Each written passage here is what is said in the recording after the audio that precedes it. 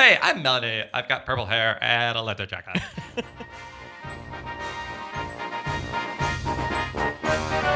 Hey guys, this is Mount Rushmore. I'm your host, Jeff, and as usual, I'm joined by my good buddies Richard. Hello. And Michael. Howdy. Mount Rushmore is where we debate, discuss, discern the top 4 of any given topic. And this week, Michael and Richard are going to find some conflict, maybe some friendly conflict, maybe some agreement on the topic of jackets, the Mount Rushmore of jackets. I am jacked up for jackets, you guys.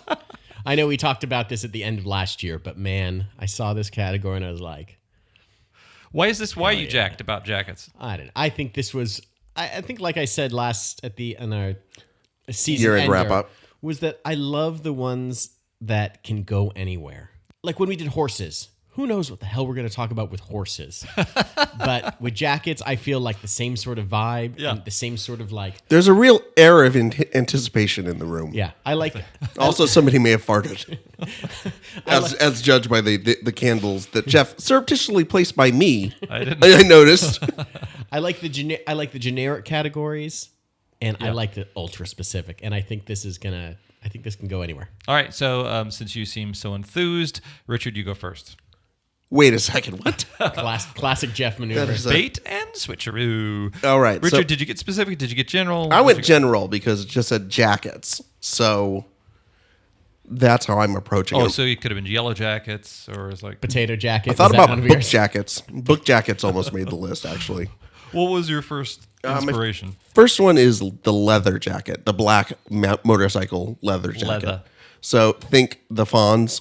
Sure. Think Joey Ramone. Yeah. And one of the things about the black leather motorcycle jacket is depending on who you are, it can be worn and signify many different things.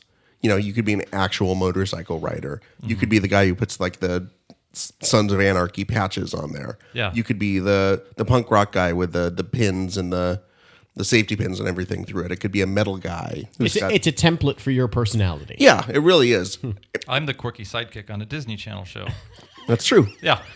But that didn't have anything to do with the podcast, by the way. Sorry. That's just Jeff making a statement. Sidebar. We That's know a new that- segment we know this that year, Jeff- sidebar. We know that Jeff works for Disney. We didn't know exactly how until now. Hey, I'm Melanie. I've got purple hair and a leather jacket.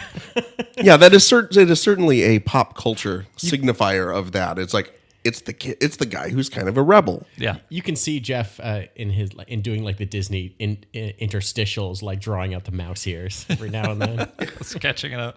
So you mentioned you dropped Fonz, you dropped Joey Ramone, I guess Brando in the Wild Bunch. Yeah. Maybe? Yeah. Yeah, I started thinking about it with the Fonz.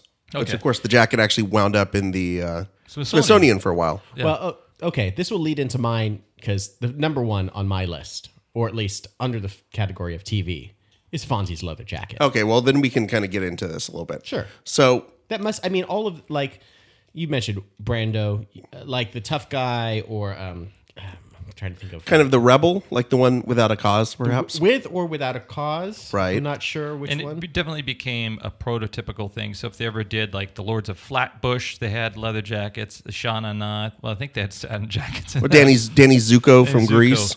Yeah. Well, Fonzie also had a satin jacket for a part of his. Well, he do you did? know this? He had that light blue. He had the I bet you windbreaker. Richard's got history. I got the history behind this. So when the show first launched, they were concerned that they being the network, that the Fonz was coming off too much like a hoodlum. So Let's put him in a leather jacket and toughen him up a little. No. So he was he had been in the leather jacket. That was the plan by the producers. Oh, I see. And the studio said, "Well, that makes him look too much like a hoodlum. So can we put him in a white windbreaker?" So They skipped an Angora cardigan. Oh my God, that's the next roughest thing. So the producers came back and said, "Well, that's fine, but what about when he's riding his motorcycle or he's just getting on or off of it? Shouldn't he have a leather jacket then? Because it's a safety thing, right? You don't want to show kids that, hey, it's okay to ride without proper gear." And the studio and the ABC kind of went, "Well, okay, if he's on the bike or near the bike, he can have his leather jacket," which is why for the first few episodes, that's why he rides the bike into Al's. That's why he rides the bike like into the school or into the Cunningham's house To motivate his apparel choice. to justify it. That's great. Yeah, so that's why they, that's one of the iconic things from Happy Days is him riding into Al's. And it's all just service to try and make sure he was allowed to wear this jacket. I always imagined Gary Marshall talked like he had 7 heart attacks already. I can see why he got 7 heart attacks. He must have had they must have had some sort of deal with like the Western clothing company. Listen, you guys guaranteed 12 minutes an episode of leather jacket. Leather jackets. I will confess, since I'm older than Richard and Michael and a lot of probably of our listeners, but I remember when Happy Days was on originally, the first season it came out, myself and some other kids on the schoolyard made a pact that anybody who didn't have a leather jacket by after Christmas was a nerd.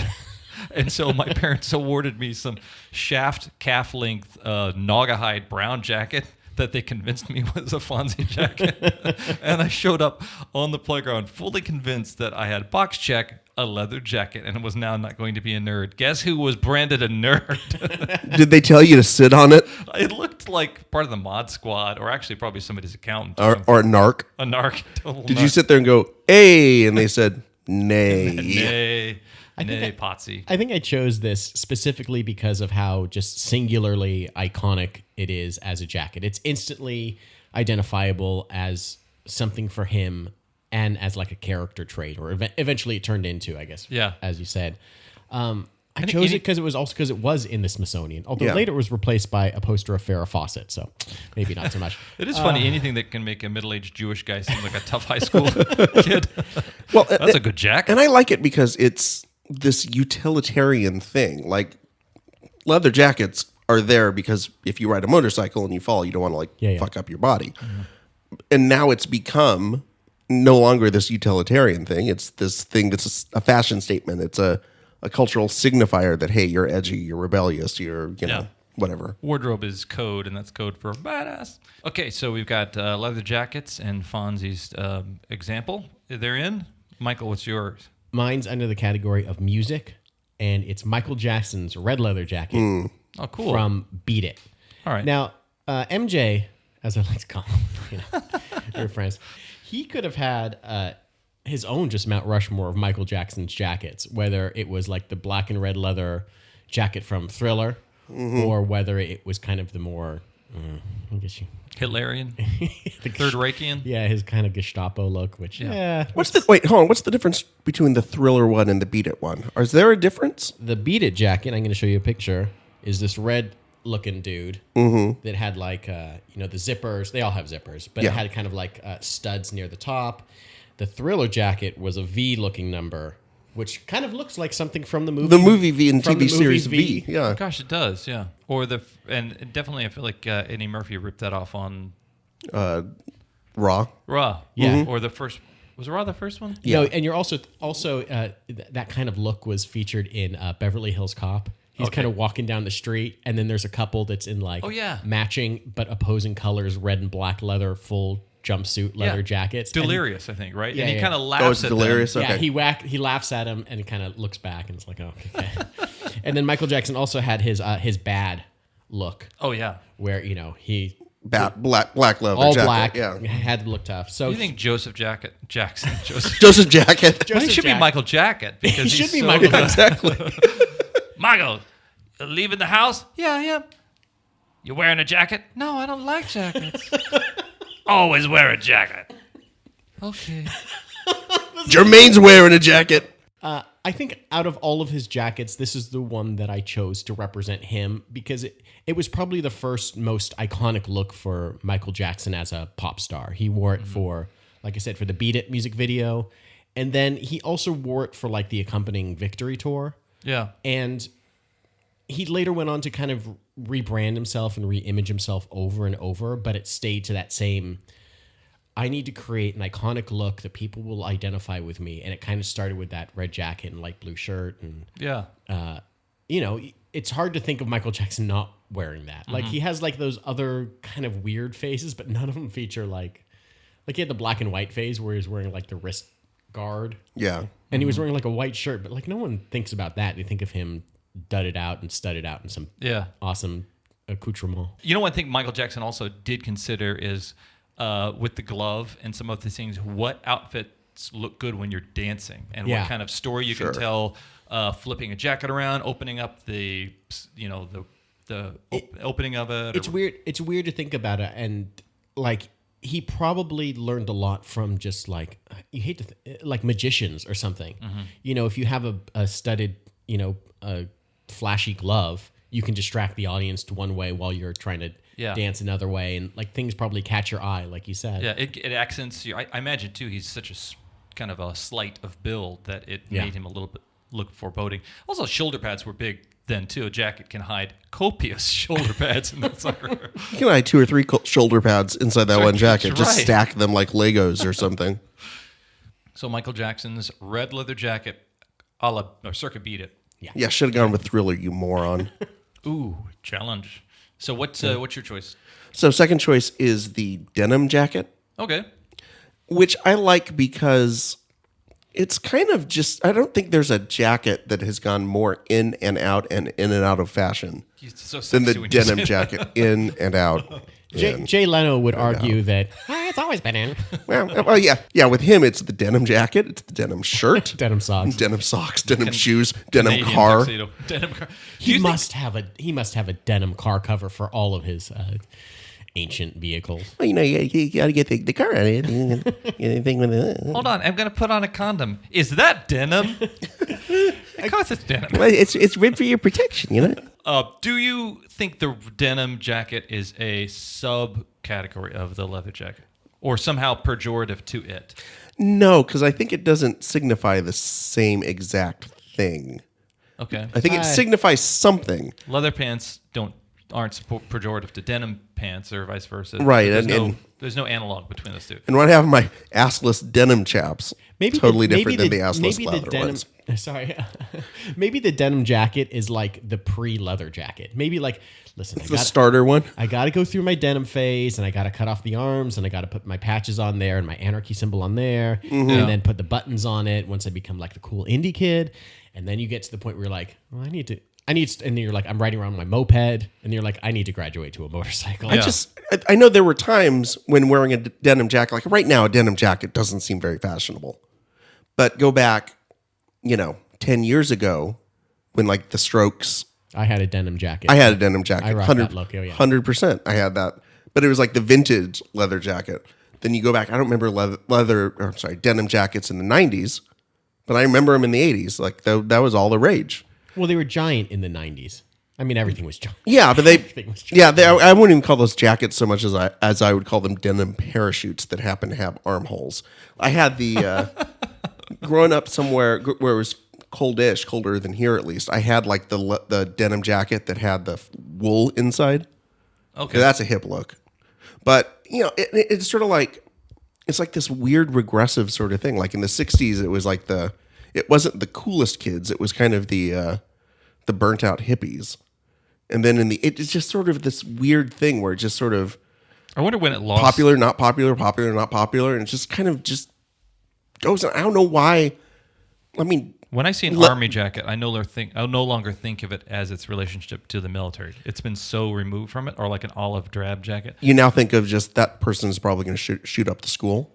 Yeah, that's Pretty much, yeah. But I think of like at one point the denim jacket was worn by some counterculture people in allegiance with their working class counterparts. Almost like you'd go hear folk music being played about striking miners because You picture Abby Hoffman wearing it as he goes to give a speech about whatever the fuck he gave speeches about. So tell me the characteristics. So when I think of denim jacket in the 80s, which was when I wore one, I kind of wore one, I think, to try to look cool, but I know every chick in school wore a denim jacket too. So I remember thinking I just looked like the cheerleading team. When I'm You wanted to avoid the denim jackets that had the appliques or the puffy paint on the back. Nuts. I got Was the that your wrong problem?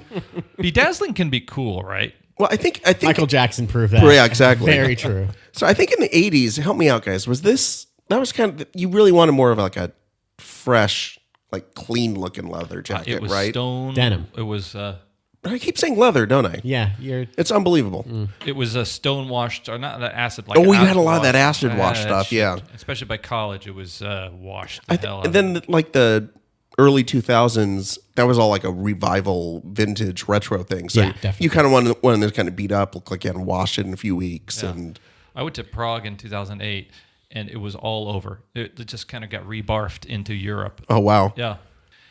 All right, guys, it's halftime. This is when I implore you, the listener, to join us out on the places where we is. And those places are on Facebook, where we have a Mount Rushmore podcast page, and people go on that site and they give us suggestions for shows, and they comment on episodes that we've posted there, and they critique our choices. And so it's kind of a fun dialogue between us and you.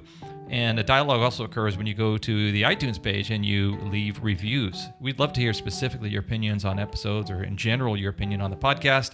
So go to iTunes and review. You can also just leave a rating, and you can also, while you're there, download them all. They're like collector's items now, because they're like a year old. We've been putting this podcast out. So please download, rate, and review. Follow us on Twitter at Mount Rushmore Pod on Twitter.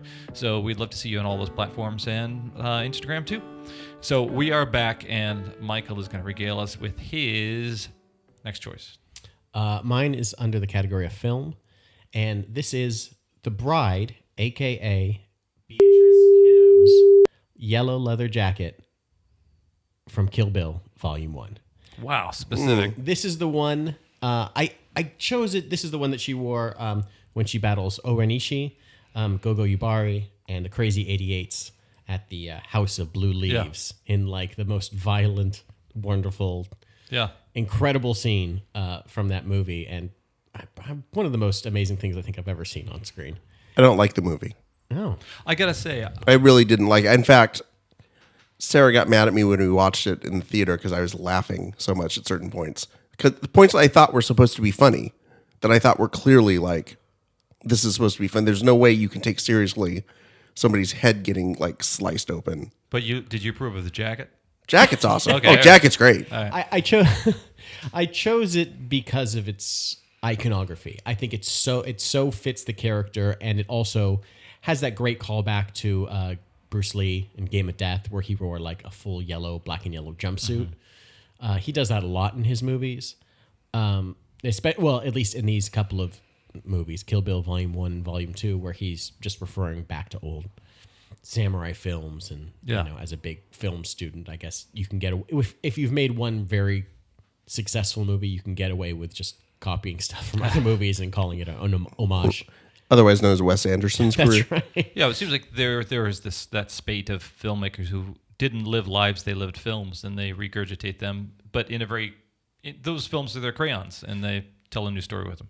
It was just I like this because it was very like it made the character, and it was pushed so heavily in their marketing. Yeah. But they've almost become ubiquitous. You think of Kill Bill and you think of her in that yellow suit, maybe covered in blood. Whoa, hold on.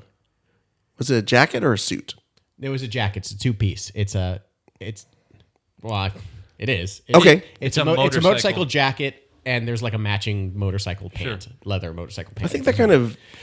Listen, you didn't choose anything. You chose random. Well, this is a No, point because I think discussion. it detracts from the jacketness of it. It feels more of like a one-piece outfit. Yeah, it feels like the same thing. Yeah, but it doesn't. I think also it was pretty amazing that I imagine Uma Thurman as a 6'7" banana person, and then to see her in a banana outfit but still with pulling it off knives. with knives, it makes it even more audacious, I think. Yeah. Banana person. Okay, so cool. Did that jacket have a certain name or anything like that? It didn't have like a certain out. Pablo. Oh, okay. I don't good. know. It was on the internet. It must be true. Oh, banana person jacket number 1. The person jacket number 1. What was funny? It was also very interestingly leveraged for the marketing too. Like the poster was part of this kind of stripe thing or whatever. It seems like it was part of the whole decor or the advertising. Richard, you're up. All right, so my third choice is the Letterman jacket, not a David Letterman jacket, which would have been pretty random. General Letterman jacket. Yeah, the David Letterman blue blazer with the bad, no. Your Letterman jacket or varsity jacket or whatever you want to call it. I don't know anyone who had this. Eddie Murphy in... No, I know like characters, right? I mean like in real life. You weren't friends with the jocks. Even the jocks really didn't have. My school didn't have a ton of those. We had it. I went to Maybe there were a few, but North Hollywood High, where I went to high school. Home of the Huskies. Home of the Huskies. I remember like the football players. They had like Letterman jackets, and they're blue with like white sleeves, and they had the logo on the back. Sure. I do appreciate that our school system basically gives an immediate way to separate the nerds from the jocks, just on site. Well, the nerds, I as a nerd received a letter in forensics, a speech competition, and therefore was awarded a letter. Mm-hmm. And then I don't think I ever got the jacket though, because I kind of recognized that this is a jock. It's not for me. Yeah. No, I had the academic block. Like you got one for whatever your grade. Hey, coming up next is the academic block with Huey Lewis and the News. Hip to B squared. I had that. I had music. You got a letter for marching band. Oh, cool. And I did have a couple. I had a couple of athletic ones. I didn't have a. Did you let the guys line up to beat you up in an orderly way, or was it just chaos? Did they just beat you up randomly? Well, it was. We had a pool. Okay. Oh, that's fair. Yeah, it was every week somebody got chosen. It's like a little bit of kind of So what, Lord of the Flies. If you didn't have one, what made you pick it? Because I think one of the things from a pop culture standpoint is, and there are examples of it being worn in a very codified way. Non-codified way, though. I was going to say, you mentioned Eddie Murphy in Beverly Hills Cop. Okay, yeah. Lethal Weapon 2, Mel Gibson has it for a good chunk of the movie.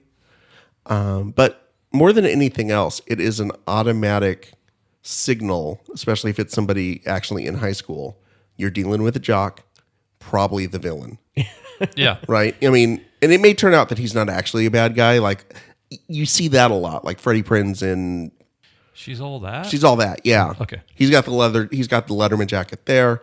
Emilio Estevez in Breakfast Club. Yeah. Which I also a jock. I got into a discussion with my wife Sarah about this because she said, "Oh yeah, that would be a good one. Talk about that." I said, "No, he's got a hoodie on because he's doing the cord thing, but he's got the hoodie on under the jacket. and then the jacket over the top, which is a pro move." Does John Nelson also have a hoodie? He's got denim and hoodie. Does he? You just chose Breakfast Club as your choices, dude. He's got a denim hoodie, and I think he's got a leather jacket on top of that at some point. Yeah, man, pulling out all the stops, Judd. I like that the Letterman jacket has like a perverse second life as like the Planet Hollywood jacket.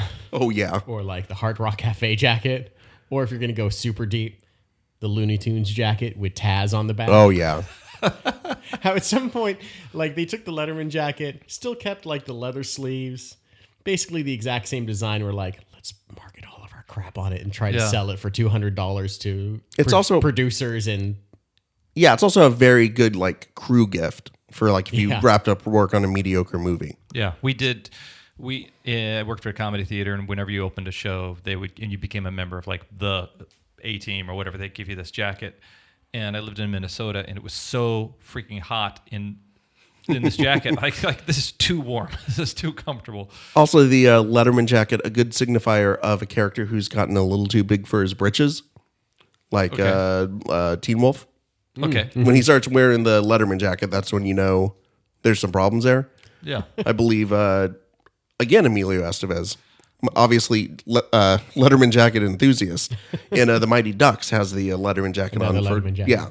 So there's a lot of that going on. David Letterman wore a Letterman jacket. Yeah, they had and then a lot of the logos had like the Late Night with David Letterman jacket, which I just now realized the irony of that. Okay. This is something to cut out, what I'm about to say. Let's name the shoe equivalents of all these, because I think Letterman jacket shoe equivalent, I was thinking was going to be the Converse, but I think it's the penny loafer. And I think leather jacket is the Converse. The black. No, leather jacket would be Doc Martens. Yeah.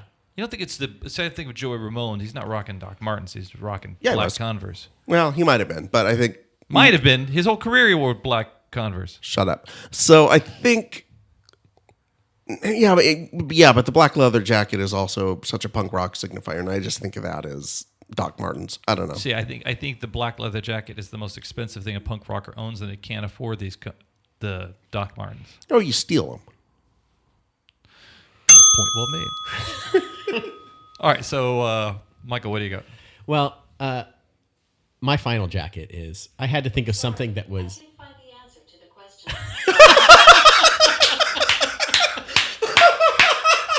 If you are listening, Alexa heard something she thought was her name. Oh, okay. She didn't respond to that. I'm not going to ask her if I could find this in real life, but I needed something that someone would actually wear in real life and not just be like an iconic jacket. So I was trying to think of cool guys. That's why I had that list of like a Hot Planet Hollywood jacket. Another one I thought would be a cool guy jacket was the 8-ball jacket. But the coolest of all real life jackets that one could wear is the burgundy members only jacket. Oh yeah. Oh yeah. Yeah. I can't think of those jackets, seeing them without seeing dandruff on the jacket. That's how I've seen That's them cocaine. all. That's what it was. It's not dandruff. Oh, that the was nose cocaine candy. on the jacket. Yeah, it was for a tall person to do lines off your shoulders standing behind you. Why burgundy? I just, for whatever reason, if I'm thinking of a members only jacket, I'm thinking burgundy. Really? I think like silver They had like there was a silver one. or cream, like a cream or tan or something. Who's in it? Who's in it? Like a pilot sitting in the lounge wanting you to know he's still a pilot? Yeah, just any cool, just the typical faux cool guy from 1980 to 1985. Yeah. That guy thinks that he is so hot, but he's wearing his members only jacket. Corey Feldman rocked one in the Goonies, like a silver one. Oh, cool. Maybe that's what I was thinking of. Yeah. The But cut is really good on those things. It's a great cut. yeah, I think that they kind of, their marketing was they're kind of dicks. I guess in the 80s, like Wait, what? part of the marketing was like It is elitism. elitism. Yeah. So the marketing was, the tagline was, when you put it on, something happens. I had to have that pause because I gotcha. I didn't think something happened, but When you're reading ellipses, I just bought a product and it says when you strap it on, something happens. You hope at least. I think a lot of my choices stemmed out of like the 1980s as a very iconic and iconographic decade. And I think the members only jacket was one of those that was just, it was there and kind of omnipresent and that is one of those sign of the times. Adam Carolla rich man poor man things. Yeah. You do see those on elderly former airline pilots, but you also see them on oh, is that the Gatlin brothers that you're holding up right there? Larry Gatlin and the Michael's holding Gatlin up a brothers. little ad with the Gatlin brothers. You also see him now on the kind of Williamsburg hipster. He might be wearing some low crotch harem pants and a members only jacket and riding a penny farthing to where he makes artisan ketchups for a living or something like that. So, Mobsters. I love this world that we Mid-level live in. mobsters. oh yeah. Yeah, that's a good. I think Yeah. of Glendale probably had those before they went to tracksuits exclusively. Yeah.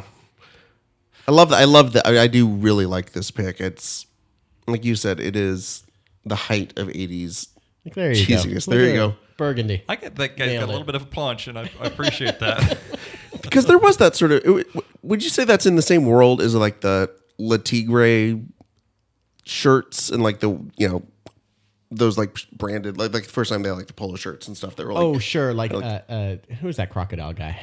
Yeah. Izod Lacoste. Yeah. yeah. Those. Am I correct in that members only jackets have epaulets? Because that's always a ploy for respect of some way to have epaulets. Oh, yeah. Oh yeah. It's like a desire to be treated as the dictator of a banana republic somewhere, or like Michael Jackson putting them on. I always things. assumed those were for holding capes. Am I wrong?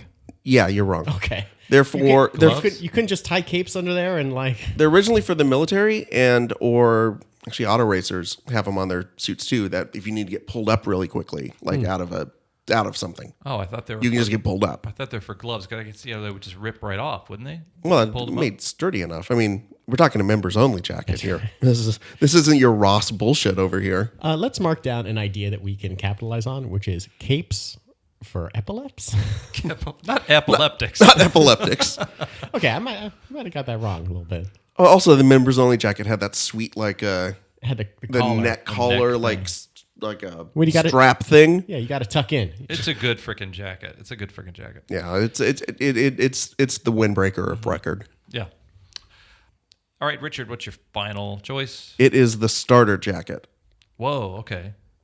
No, that's a brand. Is that a brand? That was a brand. That's a brand. Yeah, Okay, yeah. the giant, puffy, Sure. usually sports branded Yeah.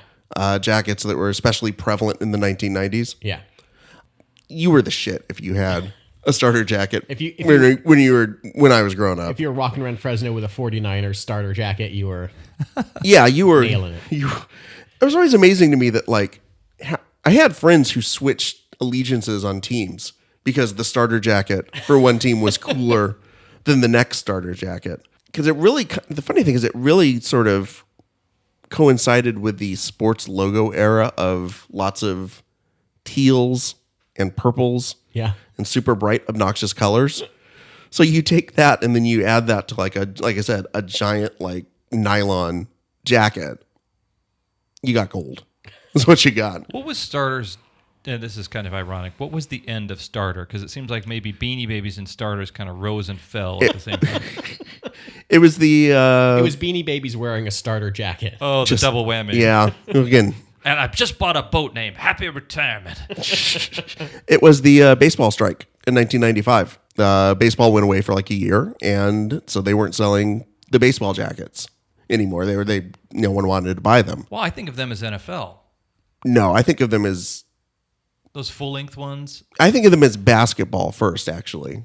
Wow. Okay. And then maybe NFL or baseball. I don't think of them as being necessarily... I think they owned everything. But a big part of it went away when that sport went away. Yeah, they lost a lot of money. Nike had wanted to buy them out. Mm-hmm. They said no. They went public with the offering, decided to try and branch out into a bunch of other starter-branded stuff. Yeah. And they're making a comeback today. So that was their demise. But are they coming back as kind of a hipster brand? Yeah, definitely. There's Throwback. the retro sort of... God bless those hipsters. They can bring anything back. Like Zubas came back, kind of, didn't they? Yeah. They went away? Oh, shit. What? If I could keep time in a bottle. You know, we talked about like last week about movies that like never die. Mm-hmm. Fashion is almost like that. There's always going to be someone that's going to bring something back, no matter how arcane or how out of fashion something falls. Just give it 15 years and someone's going to wear it ironically and be caught on, street style. It's like, oh my God, normcore is now in, and you're like, what? It's wearing t-shirts and polos. Yeah, okay. I guess so. Do you feel like the cycle is getting quicker? The more I feel like we now observe ourselves more. I think the more connected we are as a society, globally, it's easier for a fashion trend to, it probably used to be, the coasts had all the fashion and then it took a while for it to filter in. It took 10 years to filter in. Yeah. And then by the time that they, the middle of the country was like, oh, I'm into this, things changed. Now it's instantaneous. So I think that's why fashion is so, you can wear whatever and it doesn't matter. Yeah. It's a meme you wear. I think it used to take a longer time for the meme to get around, and now it's almost instantaneously. Like Z Cavaricci, I didn't know that until it was kind of gone. I'd never worn those. Did they have those out here? Of course they did. They did, yeah. I remember growing up, I know we're off topic a little bit, but I wanted Nikes growing up because you're supposed to wear Nikes, because Nikes were the things that made you cool. And I got a pair of something that wasn't Nikes, and I felt so instantly ostracized. Yeah. It wasn't even like LA Gear. It was like... Kepa? Reebok? It was like non-regular brand name. And like BK Broiler? That's a hamburger. Yeah. But there's British Knights. That was a shoe, yeah. I was wearing hamburgers on my feet. Well, there's your problem. I can't believe that I was getting mocked at school. But it was funny that I don't feel like that's a thing anymore. Or maybe I don't know. I'm not a teenager and I'm not, getting yelled at by other teenagers. Go ahead. When I was in high school, my parents basically we had a thrift store income, so I wore thrift store clothes. And by the time I got into college, thrift store was chic with the grunge and all that stuff. If you the grunge some shredded, and the music, the grunge and the kids and the Playboys, the grunge was chic, and it was the thrift store kind of thing, and that peeved me to no end. So a couple more things about the starter jacket. It was cool because people were getting killed for them. Yeah. You guys remember this, right? They were like, it was like if you couldn't get killed because of your Air Jordans, maybe you could get mugged and killed for your starter jacket. Mm-hmm. And of course, it was probably like it happened like 5 times. Of course. But it became this like big, like I remember people's parents. Like freeway shootings. Yeah, or something like that. Or, I remember growing up in a small town like with 8,000 people, people's, kids' parents wouldn't buy them a starter jacket because they were worried they would get murdered for it. Yeah. What if his Uncle Rob was holding a Beanie Baby and wearing a starter jacket. We're not sure why he was killed. Probably for the best, though. That was part of the statement, too, I think, from a fashion standpoint. If you wore one, you were kind of a badass because you knew you could keep yours. Right. Because you could fight with somebody who wanted it. So I think there is a cultural signifier that was there as well. I mean, the first celebrities I remember wearing them was like Fresh Prince and DJ Jazzy Jeff and other quote unquote black artists. You don't have to quote and unquote DJ Jazzy Jeff and the Fresh Prince. They were actually black. But I never knew who was the DJ, who was the rapper. I'm the DJ. He's Oh, the shit. rapper. Okay. But one of them thought they could beat Mike Tyson. That's right. But, I think there was something to that. It was like an urban brand that it was okay for dorky white guys, in the middle of small town America to rock. Hey, guess what? It's never okay for these dorky white guys to rock this. Well, Were there other athlete kind of spearheaded brands, things that started on jocks and ended up on dorks? Okay, I'll move on to the next. no. I'm trying to be. Seems like Zubaz were worn Zubaz? by like Zubaz. Weren't they worn by like weightlifters? I feel like that's a weightliftery thing. Fingerless gloves, I think, are universal. Everybody wore those. Yeah, pretty much. Especially if you were the bully in a John Hughes movie or something. You wore those gloves. It all comes back to Breakfast Club. Yeah, Totally it's also Was there a starter jacket that of the Breakfast Club. It was just that the a freak was giant wearing? picture of their faces. Because that's one thing about the starter jackets. Remember, it had like the giant logo that like took up the entire like backside of the jacket. Yeah. Which was good if it was like a real simple one, like the Cowboys. I remember obviously the Raiders one. Like what do you do with the Browns one though? There's nothing. You just brown. Yeah, ask the same thing about that entire organization. What do you do with the Browns do football with team? that? I don't know. I don't know. Trying to Good figure question. Been trying to figure that out since the 90s as well.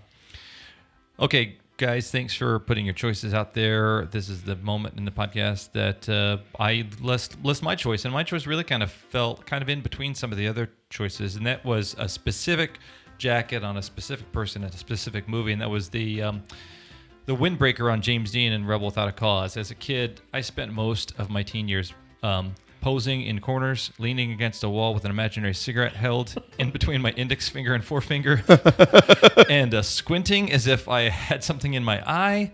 But I was really trying to pretend that I was a misunderstood outsider, new in town, and just trying to get by through the day without having my dad, Mr. Magoo, played by Jim Backus, yell at me and meet a doe-eyed Natalie Wood and get to know her and have the very thinly closeted Sal Mineo come up and talk to me. But I was really, really interested in film and interested in cool people in movies.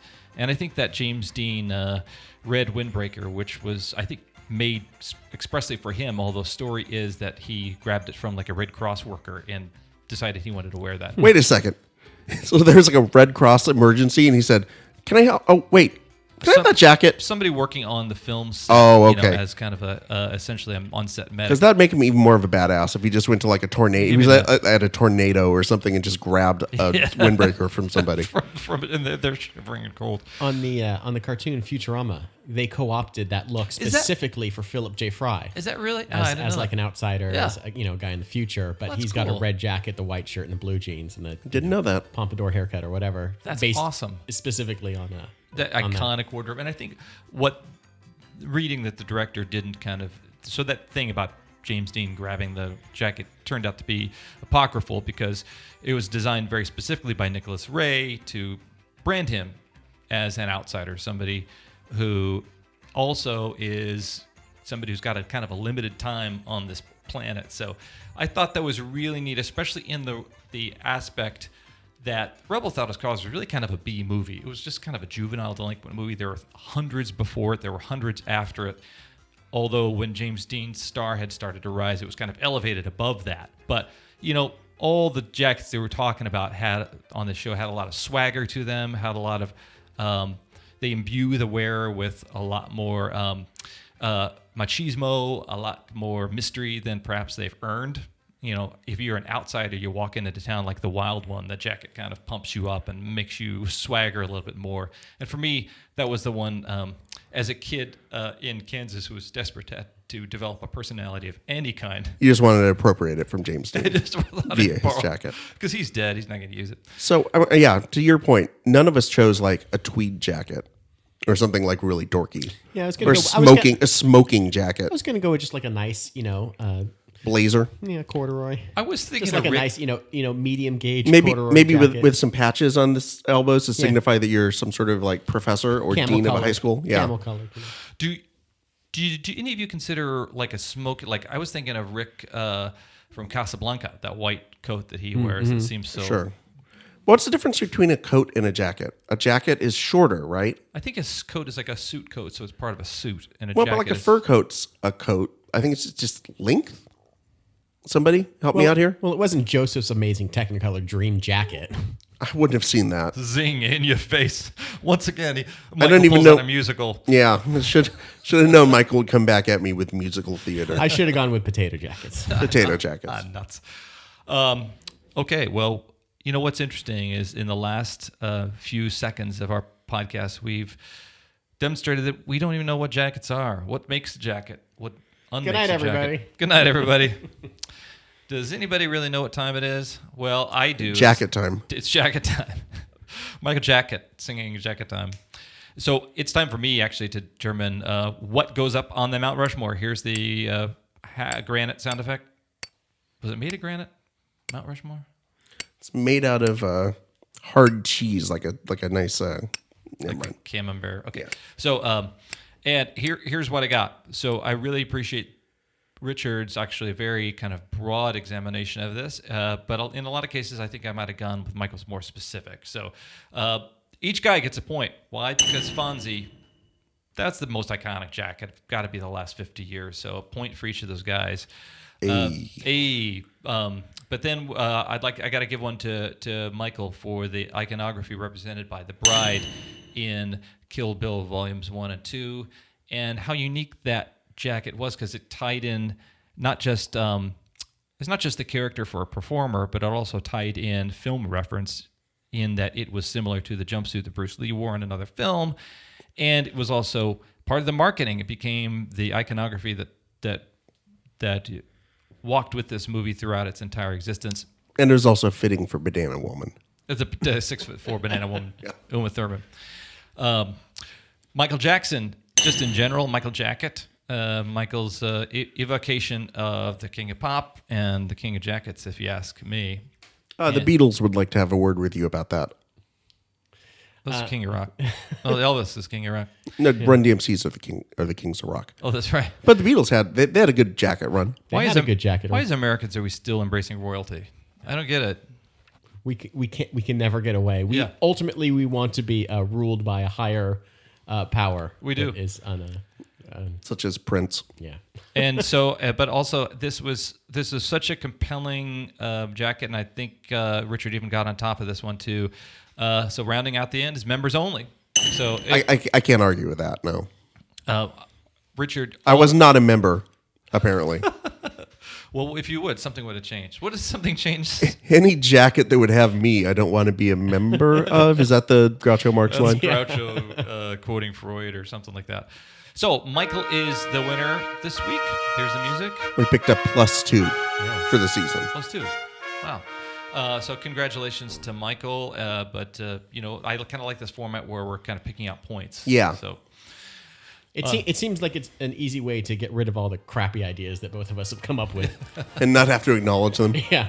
this has been the Mount Rushmore podcast. We're zipping up this podcast. I'm Jim. I'm Richard. I'm Michael.